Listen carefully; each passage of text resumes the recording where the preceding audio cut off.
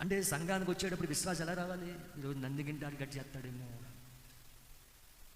ఈరోజు వాక్యం నా కోసమేనేమో అని భయంతో వచ్చి కూర్చుంటాడు.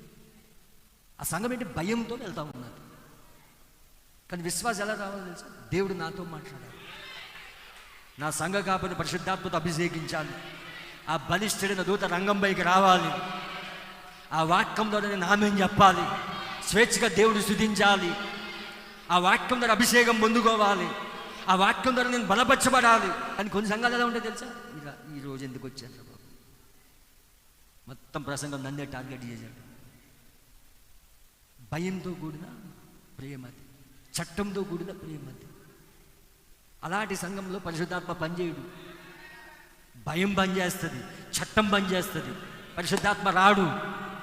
అక్కడ తిరిగి జన్మించడం ఉండదు, అక్కడ వాక్యం తెరబడటం ఉండదు, అక్కడ ప్రణాళిక తెరబడటం ఉండదు.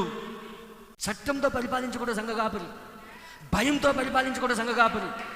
దైవికమైన ప్రేమతో, ప్రేమలో భయం ఉండదు అన్నాడు ఆయన. పరిపూర్ణమైన ప్రేమ భయమును వెళ్ళగొట్టును.